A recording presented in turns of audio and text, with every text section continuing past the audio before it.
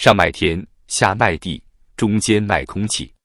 最近，山东平阴县的一则公告在网络上引起轩然大波。这个小县城居然想出了卖天的点子，以9.24亿元的价格，把当地低空经济30年的特许经营权给卖了。这可能是全国首个县级低空经济项目，创造了一个不大不小的记录。但这事儿仔细琢磨起来，怎么看怎么不对劲。且不说这个价格是从哪算出来的，光是中标公司的背景就很有意思。天眼查显示，中标的山东基宇通用航空有限公司是平阴县财政局100%控股的国企，注册资本才2亿。更有意思的是，这家公司成立时间是11月5日，恰好就是招标公告发布的那天。这不就是左手倒右手的把戏吗？我们来算算这笔账，一家注册资本只有2亿的新公司，要掏9.24亿买个低空经营权，这钱从哪来？答案很简单，80%是要去银行贷款。到时候就变成了这样的局面，政府拿到钱，公司背上贷款，银行手里攥着一张写着低空经营权的纸。最后亏的是谁？还用说吗？现在的地方政府是真能想招。前几年卖地卖得欢，2021年全国土地出让金收入高达8.7万亿。但好景不长，到了2023年前3季度，全国土地出让收入只有3.5万亿，同比下降超过30%。土地财政这条路走不通了，他们就开始打歪主意。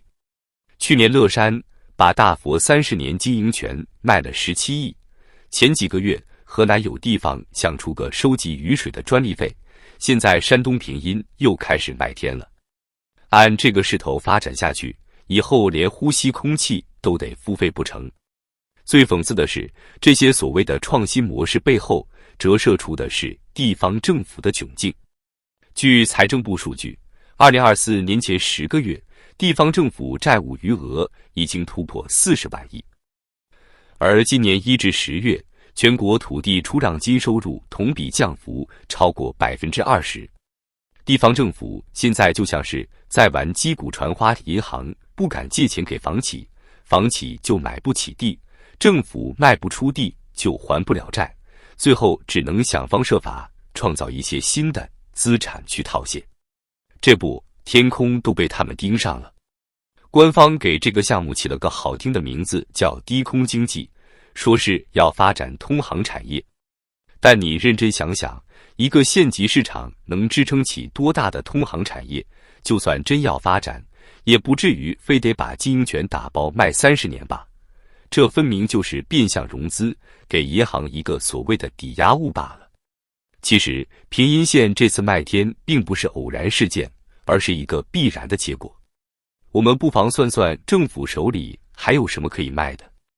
土地早就卖得差不多了。据自然资源部数据，2023年前10个月，全国300个城市土地出让面积同比下降23%，土地出让金收入更是腰斩。景区有名气的都已经打包卖掉了，这不就剩下天空了吗？好笑的是，这次中标公司的背景也很耐人寻味。一家当天注册资本只有2亿的公司，居然能拿下9.24亿的项目。更有意思的是，这家公司是平阴县财政局100%控股，这不就是在演一出独角戏吗？说白了就是政府成立一家空壳公司，让这家公司去银行贷款，然后把钱给政府。这样一来，表面上看政府收入增加了9.24亿，但实际上只是变相举债。我给大家捋一捋这其中的逻辑。首先，地方政府因为土地财政萎缩，急需找新的收入来源。据统计，2024年前3季度，全国土地出让收入同比下降32%。其次，直接举债不行，因为债务红线已经触碰到了。财政部数据显示，截至2024年10月底，地方政府债务余额已经达到43.1万亿元。最后，只能想办法创新，搞一些名目来变相融资。这种操作的危害在哪里？第一，这是在制造新的金融风险。银行贷款的实际上是一个虚无缥缈的经营权，这跟当年 P2P 暴雷时的资产证券化有什么区别？第二，这是在透支未来。30年的经营权啊，等于把未来30年的收益都给卖了。第三，这是在制造新的泡沫。低空经济真的能产生多少效益？能还得上这9个亿吗？更深层次的问题是，这反映出中国整个财政体制出了问题。地方政府没有稳定的收入来源，只能靠卖资产过日子。2008年到2022年这15年间，中国土地出让金总收入超过80万亿。但现在土地卖不动了，地方政府就开始寻找新的资产来变现。今天卖天空，明天会不会卖空气？后天会不会卖阳光？有专家说，这是发展低空经济，是新的经济增长点。但是大家想想，一个平阴县能有多少通航需求？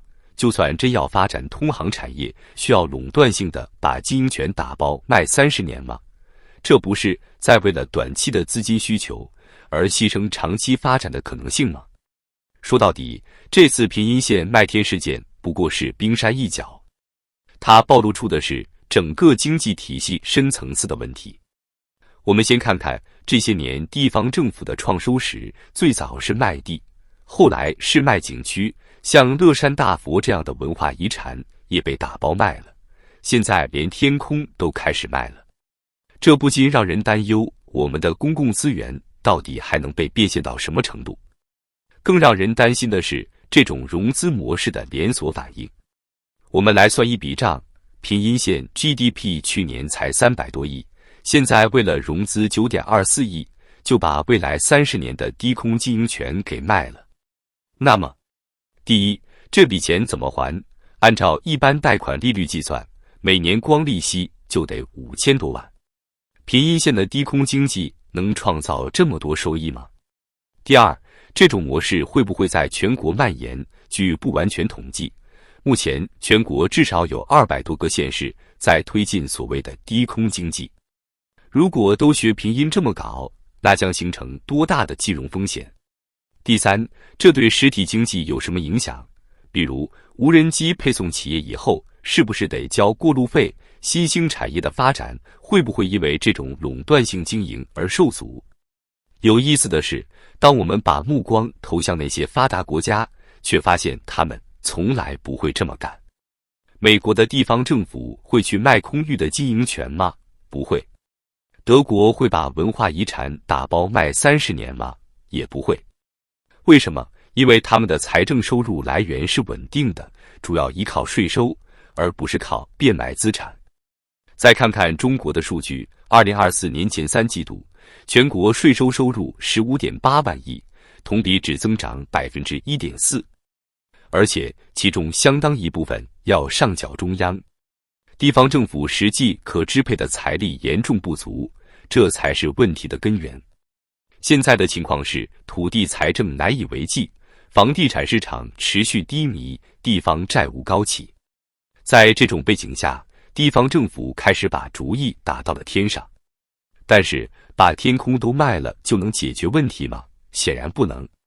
因为这种融资模式本质上是在透支未来，是在用未来的收益来填补当下的窟窿。更糟糕的是，它可能会催生出新的泡沫。就像当年的土地财政一样，短期内可能会让一些地方政府缓解资金压力，但长期来看却在制造更大的风险。我预测，如果不从根本上改革财政体制，类似平阴这样的创新融资还会层出不穷。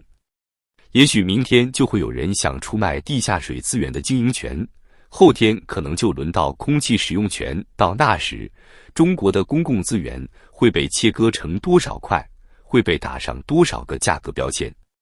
正如一位网友说的，今天卖地，明天卖天，后天可能连呼吸都要收费了。这话虽然是调侃，但细想起来却让人后背发凉。